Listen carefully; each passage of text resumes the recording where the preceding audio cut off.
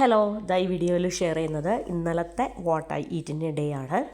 അപ്പോൾ ഇന്നലെ ആദ്യം തന്നെ ഒരു കപ്പ് ചൂട് ചായ, പിന്നെ ബ്രേക്ക്ഫാസ്റ്റിന് വേണ്ടി എടുത്തിരിക്കുന്നത് നല്ല ടേസ്റ്റി ആയിട്ടുള്ള മസാല ദോശ, പിന്നെ ചട്നി, സാമ്പാർ എല്ലാം കൂടിയാണ്. അപ്പോൾ എന്തോ രാവിലെ മസാല ദോശ കഴിക്കാൻ ഭയങ്കര ഒരു ആഗ്രഹം തോന്നി. അപ്പോൾ ഒരു മസാല ദോശ ഓർഡർ ചെയ്തു. ഇക്കാക്കും മക്കൾക്കും ഒക്കെ വേറെ ഹോംലി ഫുഡും കാര്യങ്ങളൊക്കെ തന്നെയാണ്. പത്തിരിയും നൈസ് പത്തിരിയും കറിയും കാര്യങ്ങളൊക്കെയാണ്. അപ്പോൾ ഞാൻ എന്താണേലും ഒരു കപ്പ് ചായയും അതുപോലെ തന്നെ വളരെ ടേസ്റ്റി ആയിട്ടുള്ള മസാല ദോശയും കഴിക്കാൻ പോവാണ്. അപ്പോൾ ഏറ്റവും ആദ്യം ചായ കുടിക്കുന്നു. അപ്പോൾ ഭയങ്കര ടേസ്റ്റ് ആയിരുന്നു. സാമ്പാറും അതുപോലെ തന്നെ ആ ചമ്മന്തിയും എന്താ പറയുക, ആ പൊട്ടറ്റോ ഫില്ലിങ് ഭയങ്കര ടേസ്റ്റാണ്. അപ്പോൾ ഇവിടുത്തെ ഞാനിത് ഇടയ്ക്കിടയ്ക്ക് വാങ്ങിക്കുന്ന മസാല ദോശയാണ്. അപ്പോൾ എനിക്കിത് ഇത്രത്തോളം ഇഷ്ടപ്പെടാൻ കാര്യം എന്താണെന്ന് വെച്ചാൽ ഈ ഒരു പൊട്ടറ്റോയുടെ ഫില്ലിംഗ് എന്ന് പറയുന്നത് ഭയങ്കര ടേസ്റ്റാണ്.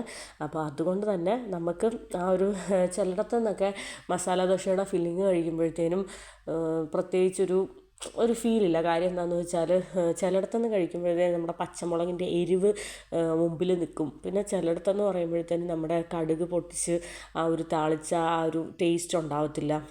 ഒരു മൈൽഡ് ആയിട്ടുള്ള ഒരു ഇതായിരിക്കും. പക്ഷേ ഇതെന്ന് പറയുന്നത് ഭയങ്കര ടേസ്റ്റ് ആയിട്ടുള്ള ഒരു സൂപ്പർ മസാലയാണ്. അപ്പോൾ ഞാൻ കുറച്ച് എന്താ പറയുക, മസാലയോട് കൂടിയിട്ട് കുറച്ച് ദോശ എടുത്തു. പിന്നെ സാമ്പാറിലും ചട്നിയിലും എല്ലാത്തിലും മുക്കി ഒരുമിച്ച് മിക്സ് ചെയ്ത് കഴിക്കുകയാണ്. ഭയങ്കര ടേസ്റ്റി ആയിട്ടുള്ള അടിപൊളിയായിട്ടുള്ള ബ്രേക്ക്ഫാസ്റ്റ്, സൂപ്പർ ബ്രേക്ക്ഫാസ്റ്റാണ്. അപ്പോൾ ഇടയ്ക്കിടയ്ക്ക് ഇങ്ങനെ ആഗ്രഹം തോന്നുമ്പോൾ ഇടയ്ക്ക് ഓർഡർ ചെയ്യാറുണ്ട്. നമ്മുടെ റൂമിൻ്റെ തൊട്ടടുത്തുള്ള റെസ്റ്റോറൻറ്റിൽ ആയതുകൊണ്ട് തന്നെ നല്ല ചൂടായിട്ട് കിട്ടും. അവർ 5 മിനിറ്റ്സിൽ നമ്മൾ ഓർഡർ ചെയ്ത് ഒരു 5 മിനിറ്റ്സിൽ കൊണ്ടുതരും. അതുകൊണ്ട് തന്നെ നല്ല ചൂടായിട്ട് തന്നെ നമുക്ക് വീട്ടിലെത്തും. പിന്നെ ബ്രേക്ക്ഫാസ്റ്റൊക്കെ കഴിച്ച് കുറച്ച് നേരം കഴിഞ്ഞപ്പോഴത്തേനും ഞാനൊരു പേരയ്ക്കായും ഒരു ആപ്പിളും എടുത്തിട്ട് വെറുതെ ഒരു റൗണ്ട് ഷേപ്പിന് കട്ട് ചെയ്തിട്ട് അത് ഓരോന്നായിട്ട് ടേബിളിൽ അങ്ങ് കട്ട് ചെയ്ത് വെച്ചേക്കും. അപ്പോൾ ഞാനും മക്കളും ഒക്കെ ഇടയ്ക്കിടയ്ക്ക് എടുത്ത് കഴിക്കും. അപ്പോൾ അതിന് ശേഷം നമ്മൾ ലഞ്ചിൻ്റെ പ്രിപ്പറേഷനിലേക്ക് കയറുകയാണ്. അപ്പോൾ ഫ്രിഡ്ജിൽ കുറച്ച് ക്യാരറ്റ് കിടന്നു. അപ്പോൾ അത് നന്നായിട്ട് തൊലിയൊക്കെ കളഞ്ഞ് കഴുകി ചെറുതായിട്ട് തിന്നായിട്ട് കട്ട് ചെയ്തെടുത്തു. അപ്പോൾ ഞാൻ ഇന്ന് വിചാരിക്കുന്നത് ക്യാരറ്റ് മെഴുക്ക് പുരട്ടാം എന്നാണ് വിചാരിക്കുന്നത്. അപ്പോൾ ലഞ്ചിൻ്റെ ഒരു ചെറിയ കുക്കിംഗ് വീഡിയോയും കൂടി ഞാൻ കുറച്ച് ഷെയർ ചെയ്യുന്നുണ്ട്. അപ്പോൾ ഏറ്റവും ആദ്യം ഞാൻ വിചാരിച്ചത് എന്താണെന്ന് വെച്ചാൽ കുറച്ച് ഒരു അര ഗ്ലാസ് വെള്ളമൊക്കെ ഒഴിച്ചിട്ട് നമ്മുടെ ക്യാരറ്റ് ഒന്ന് വേവിക്കാം. അപ്പോൾ ഏറ്റവും ആദ്യം ഈ ക്യാരറ്റ്, ബീട്രൂട്ട്, കുറച്ച് വേവുള്ള വെജീസൊക്കെ ഉണ്ടല്ലോ, ആദ്യം കടുകിട്ട് എണ്ണ ഒഴിച്ച് താളിക്കുന്നതിനേക്കാളും ടേസ്റ്റ് എന്ന് പറയുന്നത് കുറച്ച് വെള്ളത്തിൽ ആദ്യം ഒന്ന് വേവിച്ചെടുക്കണം. പിന്നെ ഫ്രീസറിൽ നിന്ന് കുറച്ച് കിളിമീൻ, ഈ മീൻ കിളിമീൻ എന്നാണ് ഞങ്ങൾ പറയുന്നത്. പല സ്ഥലങ്ങളിലും പലതായിരിക്കും പറയുന്നത്. അപ്പോൾ ഞങ്ങളിതിനെ കിളിമീൻ എന്നാണ് പറയുന്നത്. അപ്പം കിളിമീൻ എടുത്ത് തണുപ്പൊക്കെ മാറാനായിട്ട് കുറച്ച് വെള്ളത്തിലിട്ട് വെച്ചു.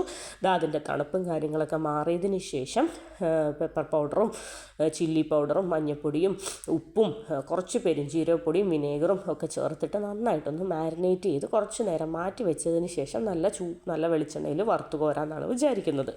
അപ്പോൾ ഇക്ക ഇല്ല, വീക്ക് ഡേ ആണല്ലോ. വീക്ക് ഡേ ആയതുകൊണ്ട് തന്നെ ഇക്ക ഫുഡും കാര്യങ്ങളും ഒക്കെ വേറെ പുറത്തുനിന്നാണ്. അപ്പോൾ അതുകൊണ്ട് തന്നെ എനിക്കും മക്കൾക്കും വേണ്ടിയിട്ടുള്ള ഫിഷ് ഞാൻ ഫ്രൈ ചെയ്യുകയാണ്. അപ്പോൾ ഫിഷ് എല്ലായിടവും മസാലയൊക്കെ നന്നായിട്ട് തേച്ച് പിടിപ്പിച്ചു. അതിന് ശേഷം പാനിലേക്ക് എണ്ണ ഒഴിച്ചു, കോക്കനട്ട് ഓയിൽ ഒഴിച്ചതിന് ശേഷം ഓരോന്നായിട്ട് ഫിഷ് ഇട്ട് കൊടുക്കുകയാണ്. പിന്നെ നമ്മുടെ ക്യാരറ്റിൻ്റെ കാര്യം എന്താണെന്ന് വെച്ചാൽ ക്യാരറ്റ് ഒരു 5 മിനിറ്റ്സ് അല്ലെങ്കിൽ 10 മിനിറ്റ്സ് നന്നായിട്ട് വെള്ളത്തിലൊന്ന് വേവിച്ചെടുക്കണം.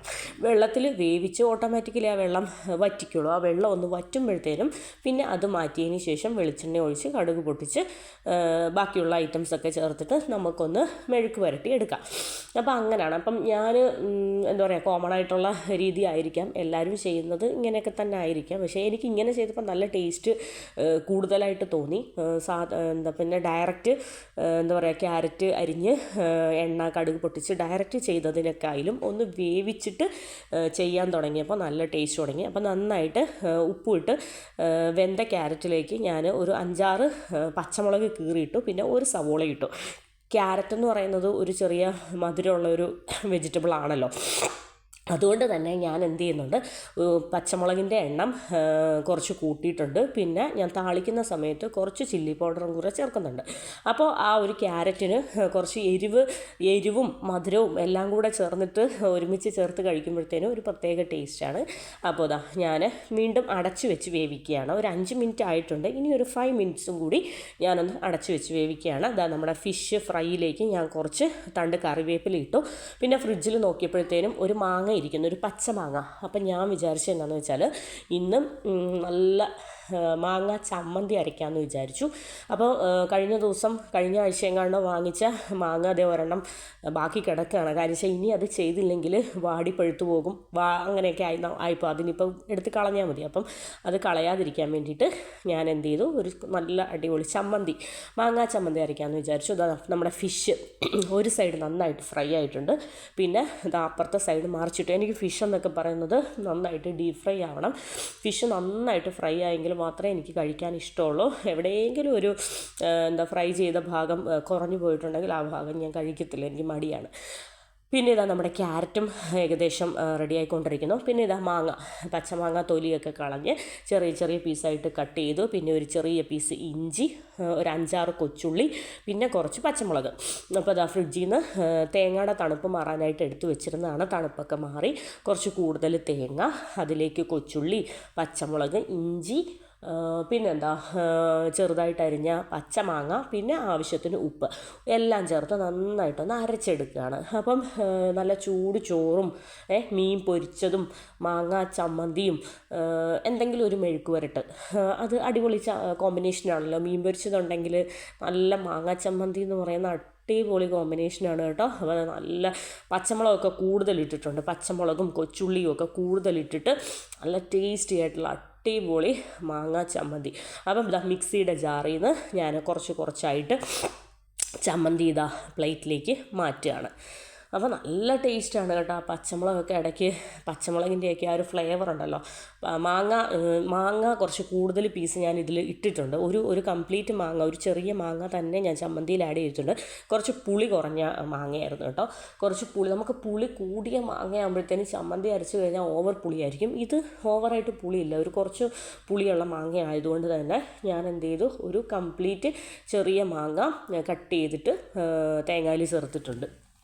അപ്പോൾ നമ്മുടെ ചമ്മന്തി റെഡിയായി. അപ്പോൾ ചമ്മന്തിയുടെ കൂടെ ഒരു ലുക്കിന് വേണ്ടിയിട്ട് ഒരു ചെറിയ തണ്ട് കറിവേപ്പിലയും കൂടെ ഞാൻ വെച്ച് കൊടുത്തിരിക്കുകയാണ്. എന്നിട്ട് ഞാൻ എൻ്റെ ഷോർട്സിന് ആവശ്യമായിട്ടുള്ള കൊച്ചു ഷോർട്സുകളും ഇതിൻ്റെ ഇടയിൽ എടുക്കുന്നുണ്ട്. അപ്പം എൻ്റെ ലോങ് വീഡിയോ കാണുന്നവർ, എൻ്റെ ഷോർട്സാണ് ആളുകൾ കൂടുതൽ കാണുന്നത്. അപ്പോൾ ഷോർട്ട് വീഡിയോ കാണുന്നവർക്കറിയാം, എൻ്റെ ലോങ് വീഡിയോയും ഷോർട്ട് വീഡിയോയും കോമൺ ആയിട്ട് കാണുന്നവരുണ്ട്, ഷോർട്ട് മാത്രം കാണുന്നവരുണ്ട്. അപ്പോൾ ഞാൻ പറയുകയാണ്, ഇടയ്ക്കിടയ്ക്ക് ഇങ്ങനെ ഓരോ ഐറ്റംസൊക്കെ ഇങ്ങനെ ജസ്റ്റ് ഒന്ന് ഫോക്കസ് ചെയ്യുന്നത് ഷോർട്സിന് വേണ്ടിയിട്ടുള്ള ഐറ്റംസ് ഒന്ന് ഷൂട്ട് ചെയ്യുന്നതാണ്. അപ്പോൾ നമ്മുടെ ഫിഷ് ഫ്രൈ ആവശ്യത്തിന് ഫ്രൈ ആയിട്ടുണ്ട്. ഇനി അത് പ്ലേറ്റിലേക്ക് മാറ്റാനുള്ള ടൈമായി. പിന്നെ നമ്മുടെ ക്യാരറ്റ്. ഇപ്പോൾ ക്യാരറ്റ് എന്ന് പറയുന്നതും ക്യാരറ്റും സവോളയും പച്ചമുളകും വെന്തിട്ടുണ്ട്. അതിനിപ്പോൾ എണ്ണ ഒഴിച്ച് കടുക് പൊട്ടിച്ച് റെഡിയാക്കുക. അത് നമ്മുടെ ഫിഷ് ഫ്രൈ. അപ്പോൾ ഫിഷ് ഫ്രൈ അത്യാവശ്യം നന്നായിട്ട് ഫ്രൈ ആയിട്ടുണ്ട്. അപ്പോൾ എനിക്ക് വേണ്ട പാകത്തിന് ഫിഷ് നന്നായിട്ട് ഫ്രൈ ആയിട്ടുണ്ട്. അപ്പോൾ ഞാൻ കിച്ചണിൽ കുക്കിങ്ങിലാണ്. അപ്പോൾ കിച്ചണിൽ നിന്ന് റെഡി ആവുന്നതിനനുസരിച്ച് ഓരോന്നോരോന്ന് ടേബിളിലേക്ക് മാറ്റുകയാണ്. ഒരുപാടൊന്നും ഇല്ല കേട്ടോ. ഇന്ന് ഈ ചമ്മന്തിയും മീൻ പൊരിച്ചതും മെഴുക്ക് പുരട്ടി ഇതൊക്കെ ഉള്ളൂ. കാര്യം എന്ന് വെച്ചാൽ എനിക്ക് ഇതിന്ന് കഴിക്കാൻ തോന്നി, അതുകൊണ്ട് തന്നെ ഇത് ഞാൻ വെച്ചു. പിന്നെ നമ്മുടെ ക്യാരറ്റും സവോളയും പച്ചമുളകും വെന്തത് ഞാനങ്ങ് മാറ്റിയതിന് ശേഷം ആ സെയിം പാനിൽ തന്നെ വെളിച്ചെണ്ണ ഒഴിച്ച് കടുക് പൊട്ടിച്ചു. അതിലേക്ക് കറിവേപ്പിലയും ചേർത്തിട്ട് കുറച്ച് കാശ്മീരി ചില്ലി പൗഡർ. ഞാൻ പറഞ്ഞല്ലോ ക്യാരറ്റിന് കുറച്ച് മധുരമാണ്. അപ്പോൾ ക്യാരറ്റിൻ്റെ ഇന്ന് പ്രത്യേകിച്ച് ഒരുപാട് എരിവുള്ള കറികളൊന്നും എനിക്കില്ല, മുളക് ചമ്മന്തി അങ്ങനെയുള്ള കാര്യങ്ങളൊന്നും ഇല്ലാത്തതുകൊണ്ട് തന്നെ ഞാൻ വിചാരിച്ചത് എന്താണെന്ന് വെച്ചാൽ ക്യാരറ്റിന് കുറച്ച് എരിവ് കൂട്ടാം. ആ ഒരു മധുരിപ്പോട് കൂടി ക്യാരറ്റ് കഴിക്കാൻ എനിക്കിഷ്ടമാണ്. എന്നാൽ ചോറിന് ആ ഒരു മധുരിപ്പോട് കൂടി ക്യാരറ്റ് കഴിക്കാൻ എനിക്കിഷ്ടമല്ല. അപ്പോൾ ഞാൻ എന്ത് ചെയ്യും, ക്യാരറ്റിന് കുറച്ച് എരിവിലാക്കും. അതായത് പച്ചമുളകും കീറിയിട്ട് ചില്ലി പൗഡറൊക്കെ ഇട്ടിട്ട് നല്ല അടിപൊളിയായിട്ട് ക്യാരറ്റിനെ മാറ്റിയെടുത്തുകൊണ്ടിരിക്കുകയാണ്.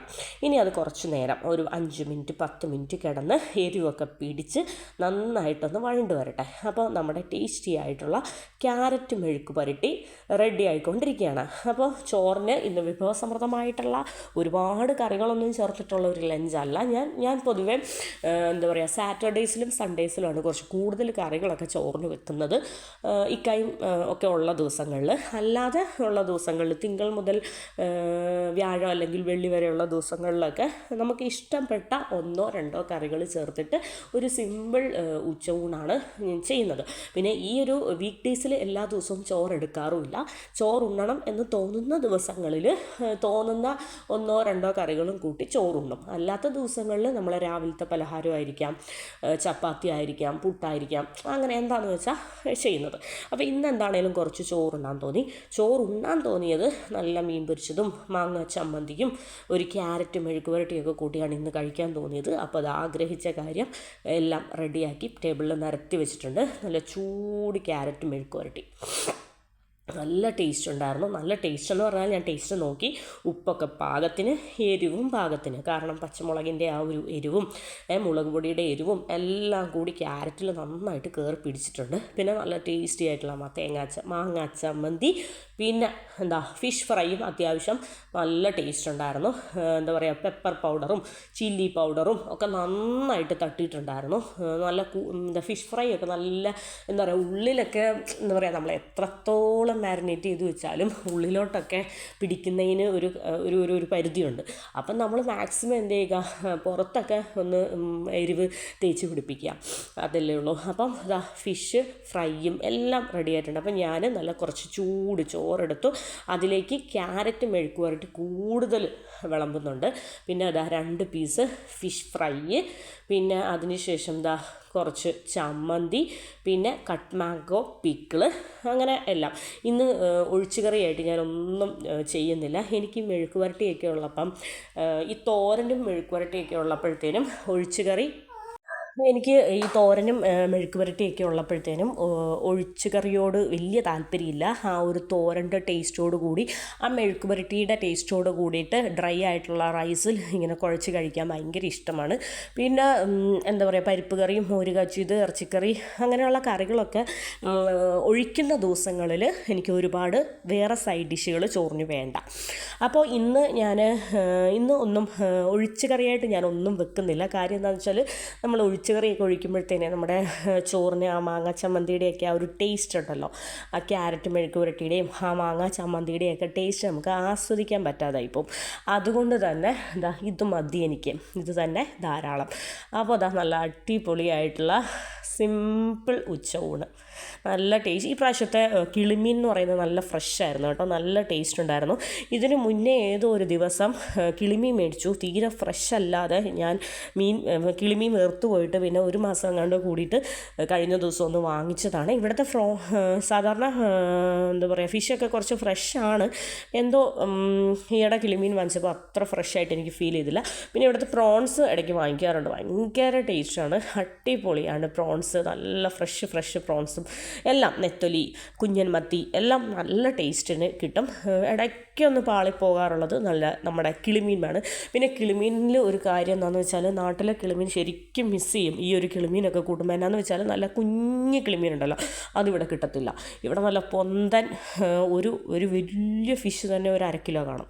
ഒരു ഫിഷ് തന്നെ ഒരു 1/2 kg കാണും. അങ്ങനെ 2 കിളിമീൻ ചേരുന്നതാണ് ഇവിടെ 1 kg ഒക്കെ കിളിമീൻ വാങ്ങിക്കുന്നത്. അങ്ങനെ ഉള്ളു ഇവിടെ. അപ്പം നാട്ടിലെ ആ ഒരു കുഞ്ഞ് കിളിമീനൊക്കെ ഇവിടെ കാണാറേ ഇല്ല. ഇനി എവിടെയെങ്കിലും ഉണ്ടോ എന്ന് എനിക്കറിയത്തില്ല. കുഞ്ഞൻ മത്തിയുണ്ട്, കുഞ്ഞൻ മത്തിയും ഒക്കെ ഉണ്ട്. പക്ഷേ കുഞ്ഞിക്കിളിമീൻ നമുക്ക് കാണാനില്ല. അത് നാട്ടിൽ പോകുമ്പോൾ തന്നെയാണ് അത് കഴിക്കാറ്. അത് മിസ് ചെയ്യുന്നുണ്ട്. അതാണ് ടേസ്റ്റ്. എത്രയൊക്കെ പുകഴ്ത്തി പറഞ്ഞാലും ആ കുഞ്ഞും കിളിമീൻ്റെ അത്രയും ടേസ്റ്റൊന്നും ഇതിനൊന്നും വരില്ല. പിന്നെ ഇവിടെ ഉള്ളത് വെച്ച് നമ്മൾക്ക് അഡ്ജസ്റ്റ് ചെയ്യാം എന്നുള്ളതേ ഉള്ളൂ.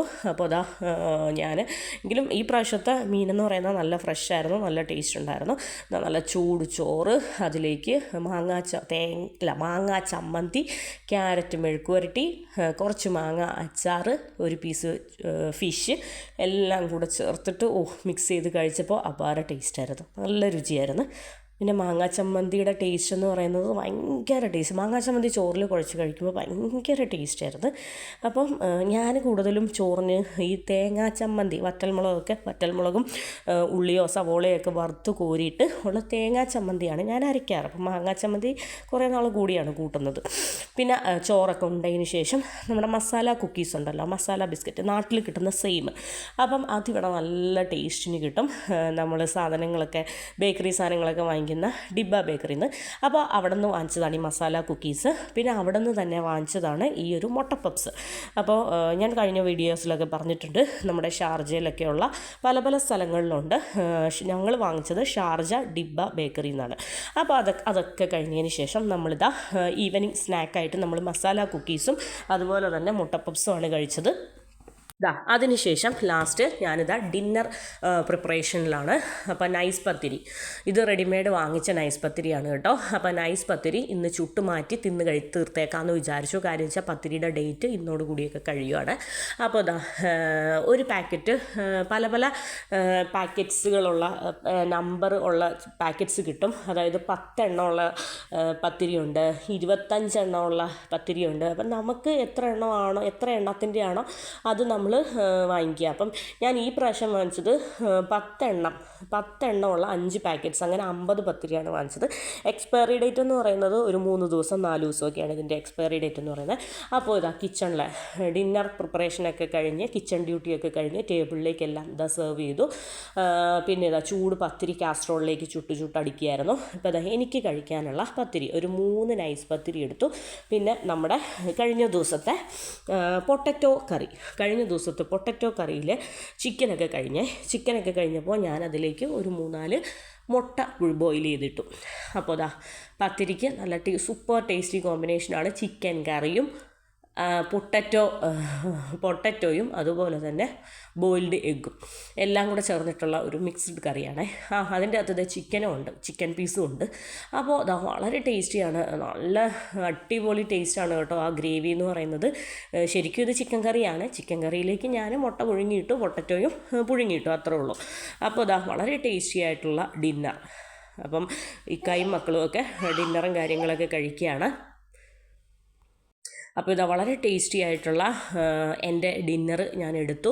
എനിക്ക് ഭയങ്കര ഇഷ്ടമാണ്. കഴിഞ്ഞ ദിവസം കണ്ടോ ഞാൻ പറഞ്ഞായിരുന്നു, എനിക്ക് നൈസ് പത്തിരിയുടെ കൂടെ ഈ ഒരു പൊട്ടറ്റോ ചിക്കൻ കറി എന്ന് പറയുന്നത് ഭയങ്കര ഇഷ്ടപ്പെട്ട ഒരു കോമ്പിനേഷനാണ്. ഇങ്ങനെ ഓരോ പീസ് പത്തിരി എടുത്ത് അതിലേക്ക് പൊട്ടറ്റോ ചേർത്ത് കുഴച്ച് കഴിക്കാനായിട്ട് ഭയങ്കര ടേസ്റ്റാണ്. അതിലേക്ക് മുട്ടയും ഞാൻ പുഴുങ്ങിയിട്ടിട്ടുണ്ട്. അപ്പോൾ ചിക്കൻ്റെ പീസസ് അത്യാവശ്യം തീർന്നായിരുന്നു. ഇതിൻ്റെ കറിയിലെ ചിക്കൻ പീസസ് കഴിഞ്ഞായിരുന്നു. അതുകൊണ്ട് തന്നെ ഞാൻ ഇന്ന് രാത്രിത്തേന് മുട്ടയാണ് പുഴുങ്ങിയിട്ടത്. അപ്പോൾ ഇതും കൂടെ കഴിഞ്ഞ് കഴിഞ്ഞാൽ നമ്മുടെ പൊട്ടറ്റോ ചിക്കൻ കറി കഴിഞ്ഞു. അപ്പോൾ വളരെ ടേസ്റ്റി ആയിട്ട് ഉള്ള ഒരു സൂപ്പർ കറിയായിരുന്നു. അപ്പോൾ ഇതൊക്കെയാണ് എൻ്റെ ഇന്നലത്തെ what I eat in A day എന്ന് പറയുന്നത്. എൻ്റെ ടേസ്റ്റി ബ്രേക്ക്ഫാസ്റ്റും ടേസ്റ്റി ലഞ്ചും എല്ലാം